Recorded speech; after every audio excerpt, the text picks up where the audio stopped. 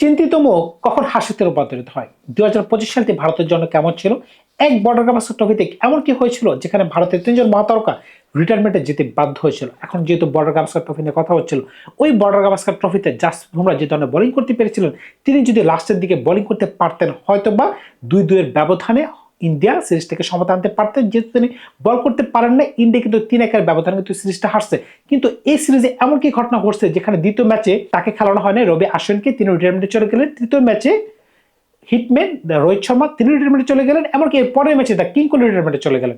চিন্তা করতে পারতেছেন, একটা সিরিজের মাঝখানে ৩ জন মহাতারকা যদি ইন্ডিয়া সরিয়ে ফেলে বা তারা যদি স্বেচ্ছা রিটায়ারমেন্টে চলে যায়, কিংবা তাদেরকে যদি পুশ করা হয় যে আপনারা রিটায়ারমেন্টে চলে যান। হ্যাঁ, আমরা জানি যে হিটম্যান কয়েকদিন ধরে রান করতে পারতেছে না, ৩-৪ বছর ধরে কিং কোহলি একই বলে আউট হয়ে যাচ্ছেন, একই বলে আউট হয়ে যাচ্ছেন। আমরা তো দেখতেছিলাম রবি আশ্বিনের কোনো সমস্যা নেই। হ্যাঁ, ওই কন্ডিশনে রবি আশ্বিনকে সবসময় সেকেন্ড স্পিনার হিসেবে ধরা হয়, কিন্তু তাকে তো যেহেতু আপনি নিয়ে গেছেন, তাকে তো খেলাবেন। নাথান লায়নকে যেহেতু খেলানো হয়, তাহলে আর আশ্বিনকে কেন খেলানো হবে না, সেই প্রশ্নের উত্তর কি আপনারা দিতে পারেন? সেটা আমরা জানি না। কিন্তু যেখানে যে ধরনের বোলিং তিনি করতে পারছেন, অস্ট্রেলিয়া কিন্তু এরকম ভাবে কাঁপতেছিল শুধুমাত্র জাসপ্রীত বুমরা বোলিং এর কারণে। তার ইকোনমি যদি আপনি খেয়াল করেন, 13.6, তিনি 9 ইনিংসে 32টা উইকেট নিতে পারছেন। এমনকি 6 উইকেটে মানে তার বেস্ট ফিগার ছিল 6 উইকেটে 76 রান। সুতরাং বুঝতেই পারতেছেন তিনি কোন ধরনের বোলিং করতে পারছেন। আপনি যদি 13টা বলের মাঝখানে প্রত্যেকবার একটা উইকেট দিতে পারেন, তখন কিন্তু অস্ট্রেলিয়ান ব্যাটসম্যানরা কাঁপবে, সেটা তো স্বাভাবিক ব্যাপার। মনে পড়ে কি আপনাদের, একটা বাচ্চা ছেলে কিন্তু খেলা কিন্তু আবার জমে দিয়েছিল, স্যাম কন্টাস আর জাসপ্রীত বুমরার মাঝখানে যে ধরনের ক্ল্যাশ হয়েছিল, এই বাচ্চা ছেলের যেভাবে পিছন দিকে চার ছক্কা মারতেছিল, রিভার্স সুইপ স্কুপ, দুর্দান্ত মানে দুর্দান্ত। আবার কিন্তু যখন এই জাসপ্রীত বুমরা তার উইকেট নিতে পারছিলেন, তার যে একটা সেলিব্রেশন ছিল বর্ডার গাভাস্কর ট্রফিতে, এটা ছিল আমার সারা মুহূর্ত।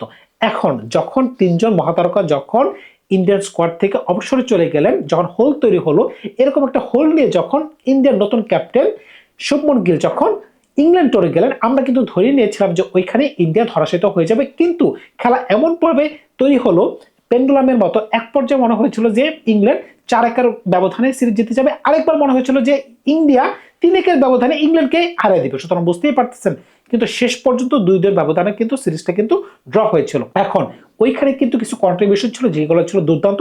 আপনি যদি খেয়াল করে থাকেন, শুভমন গিল যে কিনা 754 রান করতে পারছে, কেএল রাহুল যে কিনা 500-এর উপর রান করতে পারছে, এমনকি জাদেজা যে কিনা 516 রান করতে পারছে, এমনকি মোহাম্মদ সিরাজ যে কিনা 9 ইনিংসে 23টা উইকেট নিতে পারছে, যেখানে জাসপ্রীত বুমরা আনএভেলেবল ছিল। সুতরাং বুঝতেই পারতেছেন লাস্টের দিন মোহাম্মদ সিরাজ এমনকি প্রসিদ্ধ কৃষ্ণ যে ধরনের বোলিং করতে পারছেন, তাদের বোলিং এর কারণে কিন্তু ওই দিন তারা ম্যাচ জিতাইতে পারছে, এমনকি সিরিজটাকে ড্র করাতে পারছে। কিন্তু কথা হচ্ছে কি, আপনি খেয়াল করে দেখেন, 2023 থেকে 2024, 2013 থেকে 2024, এই যে 12 বছর, এই 12 বছরের মাঝখানে ইন্ডিয়া 56টা ম্যাচ খেলছে, যেখানে 42টা ম্যাচ তারা জয়লাভ করছে, 7টা ম্যাচ তারা হারছে, 7টা ম্যাচ তারা ড্র করতে পারছে। কিন্তু এই এক বছরে তারা ঘরের মাটিতে 5টা ম্যাচ হারছে ভাই, 3টা নিউজিল্যান্ডের সাথে, 2টা সাউথ আফ্রিকার সাথে, সর্বশেষ লেটেস্ট এডিশন।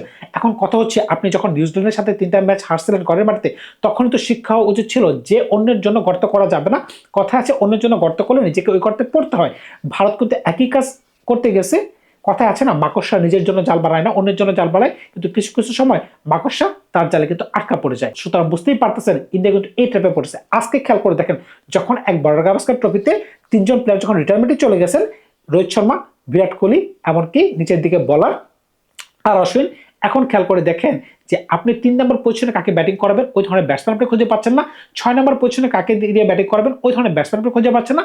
দলের প্রচুর অলরাউন্ডার নিয়ে আছেন, এমনকি আপনি 3 নম্বর পজিশনে ওয়াশিংটন সুন্দরকে পাঠিয়ে দিচ্ছেন। Can you imagine that? আপনি একজন অলরাউন্ডার বা 8 নম্বর পজিশনের ব্যাটসম্যানকে আপনি 3 নম্বরে পাঠাতে বাধ্য হচ্ছেন, কারণ আপনার স্টকে কোনো ব্যাটসম্যান নাই। এমনকি আপনি যদি আপনার পেস বোলিং ইউনিটে দেখেন, মোহাম্মদ সিরাজ এমনকি জাসপ্রীত বুমরা ছাড়া আপনার পাইপলাইনে কোনো পেস বলার নাই যে দরজা ভেঙে ভারতীয় জাতীয় দলে ঢুকবে 2-1 বছরের মাঝখানে, এমনকি স্পিনারও নাই। রবি আশ্বিনকে আপনি দল থেকে বের করে দিচ্ছেন, বা তিনি স্বেচ্ছায় তিনি নির্বাসনে চলে গেছেন, যেটাই হোক।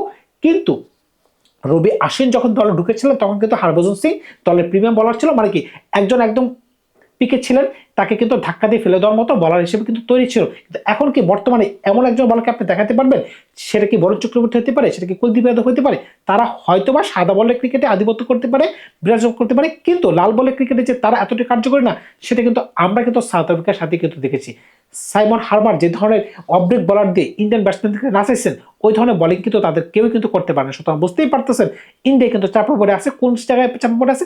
লাল বলের ক্রিকেটে। লাল বলের ক্রিকেটে কিন্তু তারা জানেই না যে কিভাবে খেলাটাকে তাদের মানদণ্ডটাকে উপরে তুলতে হবে। তাহলে কিভাবে আপনি বলতে পারেন যে আজকে ভারত ভালো পজিশনে আছে, যেখানে কোহলির মুখ কয়েকদিন আগেও ছিল গম্ভীর, আজকে কিন্তু কোহলি হাসতেছে। আপনি খেয়াল করে দেখেন আমার থাম্বনেইলে কোহলি যেভাবে একটা অ্যাঙ্গেল লুক দিয়ে আছে, এটার পিছনে কারণ কি আপনাদের মনে পড়ে কি? যখন ইন্ডিয়া আর অস্ট্রেলিয়ার খেলা হয়েছিল ওডিআই ম্যাচ, প্রথম দুইটা ওডিআইতে বিরাট কোহলি দুইটা ব্যাক টু ব্যাক ডাক মেরেছিল। ওই দুইটা ডাক মারার পরে হয়তো বা মাঠে বা ড্রেসিং রুমে যাওয়ার সময় প্লেয়ারদের সাথে, কিংবা আপনি মনে করেন যে যারা দর্শক, আমার মতো দর্শক যদি মাঠে যার খেলা দেখার সৌভাগ্য হয়, যদি তাকে নিয়ে কোনো ধরনের কটূক্তি করা হয়, কিং কোহলি যে ধরনের লুক দিয়েছিলেন বা যে ধরনের আঙ্গুল যে কথা বলেছিলেন, এটা কিন্তু নেহায়ত খারাপ জিনিস ছিল। আপনি এটাকে মানতে হবে। আপনি কেন মানবেন না? কারণ তার মতো একজন লিজেন্ড যদি এই ধরনের আচরণ করে, দেখেন তার কপাল কতটা ভালো। লাস্ট ম্যাচে তিনি রান করতে পারছেন, দেশে আসার পরে তিনি আবার ব্যাক টু ব্যাক দুটা সেঞ্চুরি করতে পারছেন। এমনকি তিনি আরেকটু ভালো খেলতে পারতেন, যদি সাউথ আফ্রিকা আর রান করতে পারতেন, তাহলে টানা 3টা সেঞ্চুরি হয়ে যেত। এখন খেয়াল করে দেখেন সময়টা কিভাবে পাল্টে গেছে। রোহিত শর্মা ওইখানে কিন্তু একটা সেঞ্চুরি করতে পারছেন অস্ট্রেলিয়া টুরে, ঘরের মাটিতে এসে আবার একটা সেঞ্চুরি করছেন। সুতরাং বুঝতেই পারতেছেন তারা এখন কিন্তু মানে মাটির তলানি থেকে একদম আকাশচুম্বিতে আছে। কি কারণে? রোহিত শর্মা বিরাট কোহলিকে গৌতম গম্ভীর যে ধরনের প্রেসারাইজ করেছিলেন যে তোমাদেরকে বিজয় হাজারে ট্রফি খেলতে হবে, ঘরোয়া লিগ খেলতে হবে, না খেলতে পারলে কিন্তু তোমাদেরকে দল থেকে বের করে দেওয়া হবে। কিন্তু তারা এখন খেলতে তো পারছেই, এখন দেখেন তারা কিন্তু ভালো পরিমাণ রানও করতে পারছে। আবার যদি খেয়াল করেন 2025 সালে আরেকটা ঘটনাটা কি? Champions trophy. চ্যাম্পিয়ন্স ট্রফিতে ভারত যেভাবে পারফরমেন্স দিছে, দুর্দান্ত মানে দুর্দান্ত। চ্যাম্পিয়ন্স ট্রফিতে আনবিটেন একটা অবস্থা কিন্তু তারা জয়লাভ করতে পারছে। সুতরাং বুঝতেই পারতেছেন লাল বলের ক্রিকেটটা যদি আপনি সরাই দেন, সাদা বলের ক্রিকেটে ইন্ডিয়াকে এখন টক্কর দেওয়ার মতো খুব টিম কিন্তু খুব কমই আছে। হয়তো অস্ট্রেলিয়া থাকতে পারে, নিউজিল্যান্ড থাকতে পারে। ওই ধরনের কন্ডিশন লাগবে, কন্ডিশনে বা ইন্ডিয়ান কন্ডিশনে বা এশিয়ান কন্ডিশনে কিন্তু কোনো দলই কিন্তু ইন্ডিয়ার সাথে এখন তুলনা দিয়ে পারবে না। কারণ কি তাদের ট্যাঙ্কে যে ধরনের প্লেয়ার মজুদ আছে, আপনি দল থেকে 2জন প্লেয়ারকে বাদ দিয়ে দিবেন, আরো 2জন প্লেয়ার রেডি, 2জন বলারকে বাদ দিয়ে দিবেন, আর 2জন বলার রেডি। কিন্তু লাল বলের ক্রিকেটে একটু ঝামেলা তাদের আছে। কিন্তু 2025 সালে যেভাবে তারা এশিয়া কাপ জয়লাভ করছে, দুর্দান্ত মানে দুর্দান্ত। যেভাবে অভিষেক শর্মা খেলতে পারতেছে, যেভাবে শুভমন গিলকে দলে নিয়ে আসা ছিল, ওইটা একটা কন্ট্রোভার্সিয়াল সিদ্ধান্ত ছিল। কারণ কি চ্যাম্পিয়ন্স ট্রফি জেতার পরে কি কারণে এত তাড়াহুড়া করে রোহিত শর্মা থেকে ক্যাপ্টেন্সি সরানো হলো? কারণটা কি ছিল? তাদেরকে দল থেকে বাদ দেওয়া ছিল মূল লক্ষ্য। কিন্তু তারা কিন্তু তাদের পারফরমেন্স দিয়ে আজকে যেভাবে তাদের জায়গাটাকে স্থির করে রাখছে, এখন আমার কাছে মনে হচ্ছে তারাই হচ্ছে দলের পিলার। কারণটা কি? আপনি যদি খেয়াল করে দেখেন, যদি কোনো কারণে রোহিত শর্মা বিরাট কোহলি যদি সাউথ আফ্রিকার সাথে ভালো খেলতে না পারতো, হয়তো বা ওডিআই সিরিজটা তো একটা দুর্ঘটনা ঘটে যেতে পারতো বলে আমার মনে হচ্ছে। সুতরাং বুঝতেই পারতেছেন এমত অবস্থায় যে তারা 2027 বিশ্বকাপ যে খেলবে এটা মোটামুটি নিশ্চিত। এখন হোয়াইট বল ক্রিকেটে ভারত এত ভালো খেলতেছে, লাল বলের ক্রিকেটে এমন কি হয়ে যাচ্ছে যে তারা ভালোই খেলতে পারতেছে না।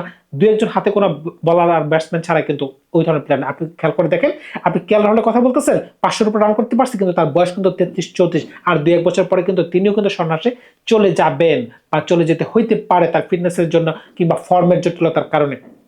আপনি তো বোলিং কথা বললামই, জাসপ্রীত বুমরাহ, মোহাম্মদ সিরাজ ছাড়া ওই ধরনের কোনো বলারই নেই।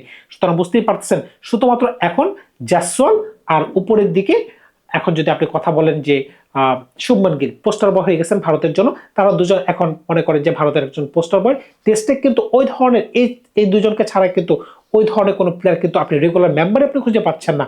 আপনি যাকে খুশি তাকে নিয়ে দল বানাচ্ছেন, আজকে সে খেলতেছে, অন্যদের আরেকজন প্লেয়ার খেলতেছে, এটা একদম জগা খিচুর হয়ে গেছে। সুতরাং বুঝতেই পারতেছেন ভারতের উচিত 3 নম্বর পজিশনকে সর্ট আউট করা, 6 নম্বর পজিশনকে সর্ট আউট করা। টেস্টে কিন্তু সাদা বলের ক্রিকেট তাদের ওই ধরনের কোনো ঝামেলা নেই, কারণ তাদের কাছে যে ধরনের স্টক সীমাবদ্ধ আছে, সীমাবদ্ধের বাইরেও যে ধরনের প্লেয়ার আছে অমায়িক মানে অমায়িক। তবে শুভমন গিলের জন্য আমার খারাপ লাগতেছে, তাকে যে পদ্ধতিতে দলে আনা হয়েছে ওইটা একটা খারাপ প্রসেস ছিল। আপনি খেয়াল করে দেখেন, যেখানে সঞ্জু স্যামসন ভালো খেলতেছিল তাকে কি কারণে আপনি ড্রপ করে দিবেন? ড্রপ করে আপনি তাকে আনছেন তো আনছেন, আবার ভাইস ক্যাপ্টেন করে আনছেন, যাকে তাকে বসানো না যায়। আপনি চিন্তা করে দেখেন, এই যে একটা খারাপ একটা প্রসেস ছিল, এই প্রসেসের পরিণতি কি হলো? আজকে তাকে আপনি দলে রাখতেই পারলেন না, এমনকি তাকে বাদ দিয়ে টি-20 স্কোয়াড ঘোষণা করতে হলো। এমনকি কপাল খুলে গেল কার? ঈশান কিষানের কপাল খুলে গেল। এখন কপাল তো খুলছেই, আবার অন্যদিকে কপাল খুলে যাচ্ছে। টি-20তে কপাল খুলছে, এখন ওডিআইতে কপাল খুলে গেছে। এটার পেছনে কারণ কি? দেখেন, তিনি নিউজিল্যান্ডের সাথে ওয়ানডে দলে ঢুকে যাচ্ছেন, এখানে আবার ঋষভ পান্ত দল থেকে ছিটকে পড়ে যাচ্ছেন। ঋষভ পান্ত কিন্তু আবার 2-4 বছর ধরে এমন কোনো পারফরমেন্স তিনি দিতে পারেন নাই, কোনো ফর্মেটেই না।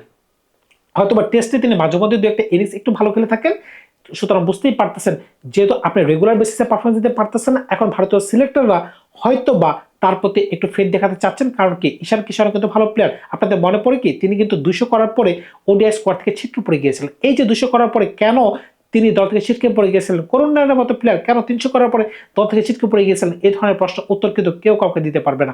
সুতরাং বুঝতেই পারতেছেন, হয়তোবা এখন মনে হচ্ছে 2025 সালে শেষ প্রান্তে এসে ভারতীয় দলে একটু ক্ষমতার রদবদল হয়ে গেছে, হয়তোবা গম্ভীরের ক্ষমতা একটু কমে গেছে, আগারকারের ক্ষমতা একটু কমে গেছে, তারা একটু প্রেশারাইজ হচ্ছে। বিরাট কোহলি, রোহিত শর্মার ক্ষমতা একটু বেড়ে গেছে, তাদের কান্নার মুখ একটু হাসিতে রূপান্তরিত হচ্ছে। কিন্তু শুভমন গিল যে নিঃসন্দেহে ভালো প্লেয়ার, আমি আশাবাদী তিনি কামব্যাক করবেন। কিন্তু কথা হচ্ছে, ভারতের ক্রিকেটকে একটু সময় দিতে হবে। লাল বলের ক্রিকেটে তারা যেভাবে আইপিএল টি20 ক্রিকেট এভাবে পড়ে আছে, তবে ক্রিকেটের আসল সৌন্দর্য কিন্তু লাল বলের ক্রিকেটে। এখন লাল বলের ক্রিকেটে যদি ভারত উন্নতি করতে চায়, তাহলে তাদের ডোমেস্টিক লেভেলের প্লেয়ারগুলোকে সুযোগ দিতে হবে। যারা ডোমেস্টিকে ভালো খেলে তাদেরকে সুযোগ দিতে হবে। সুতরাং বুঝতেই পারতেছেন, আজকে যাদেরকে নিয়ে প্রশ্ন করার কথা ছিল, রোহিত শর্মা, বিরাট কোহলি, তারা কি দলে থাকতে পারবে কিনা, এখন তারা এরকম একটা অবস্থানে আছে যে তারা অবশ্যই খেলতে পারবে 2027 পর্যন্ত। এটা নিয়ে কোনো প্রশ্নই নেই। তবে টেস্টে ভারতের অবস্থানটা কি হইতে পারে, টেস্টে তারা কি করতে চায়, এটা হচ্ছে ভারতের চিন্তার বিষয়। কারণ কি, এভাবে যদি চলতে থাকে, ঘরের মাটিতে যদি তারা 5টা ম্যাচ হেরে যায় এক বছরের মাঝখানে, যেখানে বিগত 12 বছরের ম্যাচ হেরেছিল 7টা, আর এক বছরের ম্যাচ হারছে 5টা, সুতরাং বুঝতেই পারতেছেন ভারত কোথায় চিন্তায় আছে। কিন্তু সাদা বলের ক্রিকেটে ভারতের চিন্তার কিছু নেই। Bharat all is okay, all good. ধন্যবাদ সবাইকে, ভালো থাকবেন আপনারা। নতুন কোনো গল্প নিয়ে খুব শীঘ্রই হাজির হবো আপনাদের সাথে। বিদায় নিলাম আজকে, ভালো থাকবেন।